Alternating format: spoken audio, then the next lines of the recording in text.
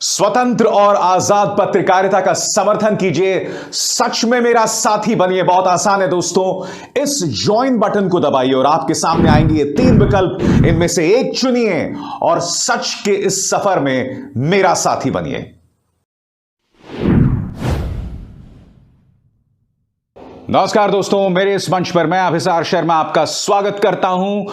जैसे कि आप जानते हैं, उत्तर प्रदेश में 4 चरण के मतदान खत्म हो चुके हैं और कल यानी रविवार को 5वें चरण का मतदान है। यानी कि आधे से ज्यादा सीटें हो चुकी हैं और तमाम पार्टीज जो हैं अपनी जीत का दावा कर रही हैं। और अखिलेश यादव ने अलग अलग अंदाज से मुख्यमंत्री आदित्यनाथ पर हमला करना शुरू कर दिया है और मुख्यमंत्री आदित्यनाथ उस पर प्रतिक्रिया भी दे रहे हैं, काफी हद तक बौखलाए भी हुए हैं। आपको याद होगा, सबसे पहले अखिलेश यादव ने क्या कहा था? बाबा बुलडोजर। याद है कि भूल गए? तो मुख्यमंत्री दूसरों का नाम बदलते थे, जगहों का नाम बदलते थे, रंग बदल के अपना काम बताते थे। इस बार अंग्रेजी के एक प्रतिष्ठित अखबार ने उनका भी नाम बदल दिया। उनका नया नाम रखा है बाबा बुलडोजर। उसके बाद अखिलेश यादव ने चिलम की बात की और वहां पर भी तीर निशाने पर लगा। याद है आपको? फिर से सुनिए। अरे क्या नारा निकाल के लाए हो, लहर बड़ी करारी है, चिलम पर साइकिल भारी है। ये कौन चिलम पी रहा है? हमारे पड़ोसी के यहां धुआं निकलता है, कहीं वही तो नहीं है? और अब गोदी मीडिया, जो कि भारतीय जनता पार्टी की सबसे बड़ी ताकत है, जी हां, उस पर हमला किया है मुख्यमंत्री आदित्यनाथ के पालतू कुत्ते गुल्लू के बहाने। क्या कहा है अखिलेश यादव में, मैं चाहता हूं आप सुने। चले गए काले कानून के, नहीं चले गए। और बाबा जी ने तो हवाई जहाज की टिकट भी बुक कर ली 11 तारीख की। हम कहेंगे बाबा जी जब घर जा रहे हो तो गुल्लू के लिए बिस्कुट भी लेते जाना। ये गुल्लू जानते हो कौन है?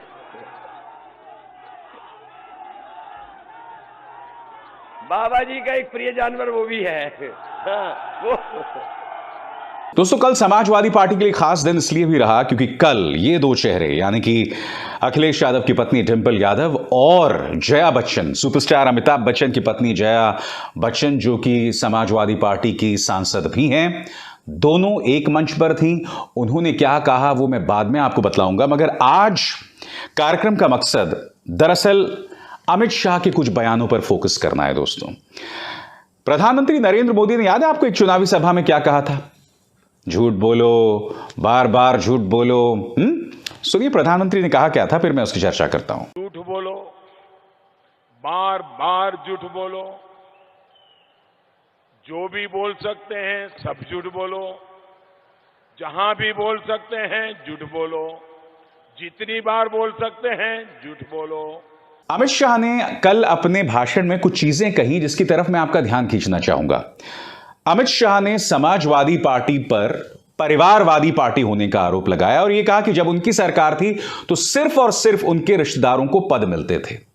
पहले मैं चाहूंगा कि आप सुने कि अमित शाह ने कहा क्या, फिर मैं उसकी चर्चा करूंगा। ये भारतीय जनता पार्टी ही है जो गरीबों का काम कर सकती है। समाजवादी पार्टी संपत्ति इकट्ठा करती है और अपने परिजनों को पद पर बैठाती है। समाजवादी का मतलब है एसपी, एस का मतलब है संपत्ति और पी का मतलब है परिवार। जब अखिलेश मुख्यमंत्री थे 45 लोगों को अलग अलग पद पर बैठाने का काम अखिलेश यादव ने। तो सुना आपने? मैं अमित शाह जी से एक सवाल पूछना चाहता हूं। मैं आपसे इत्तेफाक रखता हूं कि समाजवादी पार्टी एक परिवारवादी पार्टी है। उल्टा मैं आपको बताता हूं, जब अखिलेश यादव मुख्यमंत्री थे तो मैंने उनसे एक बार कहा था कि इंटरव्यू में कि आपकी सरकार एक मुख्यमंत्री नहीं चला रहा, 4.5 मुख्यमंत्री चला रहे हैं और उसको लेकर अखिलेश यादव की खासी आलोचना होती है। मगर मैं आपसे एक सवाल पूछना चाहता हूं अमित जी, जब आप ये कहते हैं कि सारे पद जो हैं समाजवादी पार्टी अपने परिवार में बांट देती है, तो मैं आपसे पूछना चाहता हूं उन्होंने तो स्थानीय और राज्य स्तर पर तमाम पदों को बांटा। आपने क्या किया पहले बताइए। यह हैं आपके बेटे जय शाह। आपने तो उन्हें एक इंटरनेशनल बॉडी में एक अहम किरदार दे दिया, बीसीसीआई में एक अहम किरदार दे दिया, board of cricket control of India. Jay Shah, Amit ji मैं आपसे पूछना चाहता हूं, जय शाह क्या कोई क्रिकेटर हैं? क्या कोई ऐतिहासिक क्रिकेटर हैं? उनकी क्या खासियत है कि आज के तारीख में वो बड़े बड़े क्रिकेटर्स के साथ, बड़े बड़े दिग्गजों के साथ कंधे से कंधा मिलाकर बैठते हैं? अमित जी बताइए ना, जय शाह बीसीसीआई में क्या कर रहे हैं? आपने तो उन्हें इंटरनेशनल बॉडी का हिस्सा बना दिया। और बात वहां नहीं रुकी। जब आपकी सरकार आई थी 2014 में, उसके तुरंत बाद जय शाह के इंडस्ट्रियल टर्नओवर में 16,000 गुना की उछाल आई। मेरी दोस्त रोहिणी सिंह ने यह खबर की थी, the golden touch of Jay Shah, जो आपकी स्क्रीन पर है इस वक्त। दोस्तों, आपने रोहिणी सिंह और वायर के खिलाफ मुकदमा कर दिया था। वो मुकदमा वो आज भी लड़ रहे हैं। मैं आपसे पूछना चाहता हूं, हमारे सामने दो मिसालें अमित जी। आपके बेटे जिनकी संपत्ति हजारों गुना बढ़ गई, नंबर एक। नंबर दो, उनको बीसीसीआई में एक अहम किरदार दे दिया गया। मैं आपसे समझना चाहता हूं, क्या आपको यह शोभा देता है कि आप दूसरों पर परिवारवाद का आरोप लगाएं? नंबर एक। नंबर दो, आप यह आरोप लगाएं कि उन्हीं के परिवार वालों को पद मिलता है। आपने जो किया वो तो शायद आजाद भारत के इतिहास में शायद ही किसी ने कभी ऐसा किया हो। और फिर आगे क्या कहते हैं अमित शाह? आगे वो कहते हैं कि वो इत्र व्यापारी जिसके घर करोड़ों रुपए मिले, उसके बारे में अमित शाह ने कहा कि अखिलेश इस कदर बौखला क्यों गए। पहले मैं चाहूंगा, अमित शाह ने कहा क्या, फिर मैं उसकी चर्चा करता हूं। सुनिए। एक समाजवादी इत्र वाले हैं, अखिलेश जी को इत्र बहुत अच्छा लगता है। उनके घर रेड हुई तो ये स्टेज भर जाए ना, इतनी नोटों की गड्डियां निकली, इतनी नोटों की गड्डियां निकली। तो अखिलेश भाई तिलमिला गए कि मोदी जी आप क्यों रेड करते हो? अरे मोदी जी रेड न करे तो क्या करे, पहले ये बताओ अखिलेश भाई, आपका वो समाजवादी इत्र वाले से कनेक्शन क्या है, जरा बताइए तो। अमित जी एक बात बताइए, आप जिक्र पीयूष जैन का कर रहे हैं, तो मैं चाहूंगा कि आप मेरे दर्शकों को कुछ सवालों का जवाब दें। नंबर एक, पीयूष जैन जिनके घर में 200 करोड़ रुपए मिलते हैं, क्या आप जानते हैं अदालत में जाके, जिस सरकारी एजेंसी ने उनके घर पर रेड मारी थी, अदालत में जाके वो क्या बयान देते हैं कि पीयूष जैन के घर में जो पैसा मिला वो उनका इंडस्ट्रियल टर्नओवर है, उनकी औद्योगिक कमाई है। तो अमित जी, जो आपका जीएसटी इंटेलिजेंस है वो तो मोदी सरकार के अंतर्गत आता है ना। फिर मुझे बताने की कृपा करें, उन्होंने अदालत में ऐसा क्यों कहा? पीयूष जैन को बचने का रास्ता क्यों दिया? नंबर एक। नंबर दो, पीयूष जैन शिखर पान मसाला को इत्र मुहैया कराते हैं, शिखर पान मसाला, जो कि भाजपा की समर्थक हैं। इसलिए कार्यक्रम की शुरुआत में मैंने प्रधानमंत्री नरेंद्र मोदी का वो बयान सुनवाया था, झूठ बोलो, बार बार झूठ बोलो, लगातार झूठ बोलो। अमित जी ऐसा चलेगा नहीं। जरूरी है कि आप अभिसार शर्मा के सामने बैठें और मेरे इन सवालों का जवाब दें, क्योंकि मैं जानता हूं मंच पर खड़े होकर भोली भाली जनता को बरगलाना तो बहुत आसान है। और सबसे अजीबोगरीब बात, आप मंच पर अपने विपक्ष पर आरोप लगा रहे हैं जातिवादी और धर्म का कार्ड इस्तेमाल करने का। और विडंबना यह है कि आप अपने ही इस बयान में एक जाति और एक धर्म पर निशाना साध रहे हैं। क्या वो उत्तर प्रदेश के नागरिक नहीं है? पहले सुनिए अमित शाह ने क्या कहा, फिर मैं इसकी चर्चा करता हूं। ये लोग जो बैठे हैं और भारतीय जनता पार्टी का विरोध कर रहे हैं, उनकी आंख पर एक ऐनक लगा है, चश्मा लगा है, उसमें 2 ग्लास है। अखिलेश जी के चश्मे के एक गिलास से सिर्फ एक जाति दिखाई पड़ती है उनको, एक ही जाति, जिसमें आप और मैं तो है नहीं। और दूसरे ग्लास से दूसरा धर्म दिखाई पड़ता है, जिसमें आप और मैं है नहीं। भैया बताओ, अगर उनकी सरकार बनी तो आपका भला होगा क्या? एक तरफ तो आप अखिलेश यादव पर आरोप लगाते हैं जातिवादी होने का, एक धर्म को बढ़ावा देने का। यकीनन जब अखिलेश यादव मुख्यमंत्री थे तो थानों के अंदर यादव ही बैठते थे और उसको लेकर हमने लगातार उनकी आलोचना की है। मगर मैं आपसे कुछ और कहना चाहता हूं। मैं ये कहना चाहता हूं कि आप अपने इस बयान के अंतर्गत भी एक ही जाति और एक ही धर्म पर निशाना साध रहे हैं। दोस्तों, मैं चाहूंगा कल जाति और धर्म के मुद्दे पर प्रियंका गांधी ने क्या कहा, मैं चाहूंगा प्रियंका गांधी के भाषण का यह हिस्सा सुने। और मैं क्यों चाहता हूं आप लोग ये सुने, क्योंकि मुझे लगता है कि भाषण का इतना सा हिस्सा जो है शायद अब तक जो पूरे उत्तर प्रदेश में चुनाव हुए हैं सबसे बेहतरीन भाषण माना जाएगा।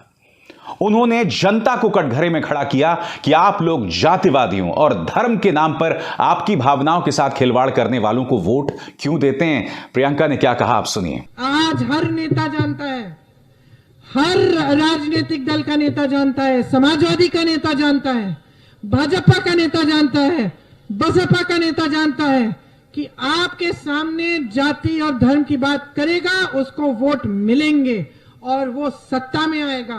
जान गया है और ये आपकी गलती है, आपने बुरी आदत डाली है। अब वो सोचता है कि काम करने की जरूरत क्या है। 5 साल बाद में आऊंगा, धर्म की बात कर लूंगा, हिंदू मुसलमान में फूट कर लूंगा, जातिवाद की बात कर लूंगा, सांप्रदायिक बात कर लूंगा, मुझे तो वोट मिलना ही है। मैं तो रहूंगा सांसद, मैं तो रहूंगा विधायक, क्योंकि जब जब चुनाव आएगा सब मेरी बातें मानेंगे, अपने जज्बात में उभार दूंगा, वोट मिल जाएगा। तो भैया मैं काम क्यों करूं? मुझसे तो कोई काम का पूछ ही नहीं रहा है। मैं जाता हूं, कोई मुझे कह ही नहीं रहा है कि तुमने कौन सी सड़क बनाई, कौन सा नल बनाया, कितनी बिजली दी, किसानों के लिए क्या किया, महिलाओं को सशक्त कैसे किया, कोई पूछ ही नहीं रहा है। अरे इतनी हिम्मत इन नेताओं की, प्रधानमंत्री जी की हिम्मत कि आपके सामने आके कहें कि 5 सालों में उनको जानकारी ही नहीं है कि यहाँ पे छुट्टे जानवर की समस्या है। अरे कौन सी धुन में रह रही है, कौन सी दुनिया में मस्त है। अरे उत्तर प्रदेश में आप 1 किलोमीटर चल जाइए, चलिए गाड़ी से मत आइए, हेलीकॉप्टर से उड़ के ऊपर से देख लीजिए। आज मैंने देखा हर जगह छुट्टे जानवर है और आपको दिख नहीं रहा है। इनकी हिम्मत कैसे हुई, मुख्यमंत्री जी की हिम्मत कैसे हुई कि 12 लाख सरकारी पद खाली रखे इन्होंने। हिम्मत कैसे हुई कि आपको 70 लाख रोजगार की घोषणा और वचन देके 4 लाख रोजगार नहीं बनाए। कैसे हिम्मत हुई? आपने हिम्मत दी। नाराज हूं मैं आपसे, शिकायत है मेरी आपसे, आपने हिम्मत दी क्योंकि आप इस धर्म और जाति के जाल में फंसे हुए हो। और इस जाल में जब तक फंसे रहोगे तब तक इसी तरह से ये प्रधानमंत्री जी, मुख्यमंत्री जी, इनके तमाम मंत्री आकर आपके सामने कहेंगे, धर्म की बात करेंगे, जाति की बात करेंगे, आपकी विकास की बात कभी नहीं करेंगे। मुझे लगता है कि प्रियंका ने जो ये बयान दिया है उन्होंने पूरी तरह से अमित शाह की पोल खोलकर रख दी है। फर्क यह है दोस्तों कि जाति का खेल अखिलेश भी कर रहे हैं, वो भी छोटी छोटी जातियों को सहेज रहे हैं, मगर आपको उनके मंच पर कभी भी जाति के नाम पर लोगों में तनाव पैदा करने वाला कोई बयान नहीं दिखेगा, कभी नहीं दिखेगा।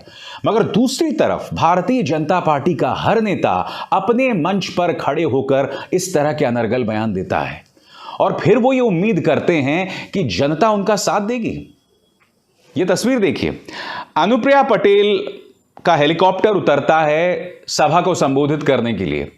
वो देखती हैं भीड़ ही नहीं है वहां पर और वो हेलीकॉप्टर में ही बैठी रहती हैं और वहीं से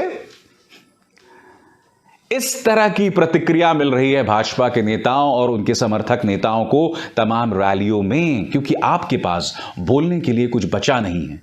आप बोलते भी हैं तो लोगों में दोहराव और बंटवारा पैदा करने के लिए, इसके अलावा कुछ नहीं। कार्यक्रम की शुरुआत मैंने आपको बताया था कि कल समाजवादी पार्टी की 2 बहुएं मैदान में थीं। अमिताभ बच्चन, सुपरस्टार अमिताभ बच्चन की पत्नी जया बच्चन, जो कि समाजवादी पार्टी की सांसद हैं, और खुद अखिलेश यादव की वाइफ डिंपल यादव। जया बच्चन ने अपने ही अंदाज में कहा कि आज एक ही मंच पर 2 बहुएं मौजूद हैं। सुनिए। इस प्रदेश की छोटी बहू डिंपल यादव जी, मैं अपने आप को बड़ी बहू मानती, क्योंकि जब अमिताभ जी यहां से इलेक्शन लड़ रहे थे तब मैंने कहा था मैं आपकी बहू हूं, पहली बार आई हूं, मुंह दिखाई में मुझे वोट दीजिए, मेरे पति को वोट दीजिए। बात वहां नहीं रुकी।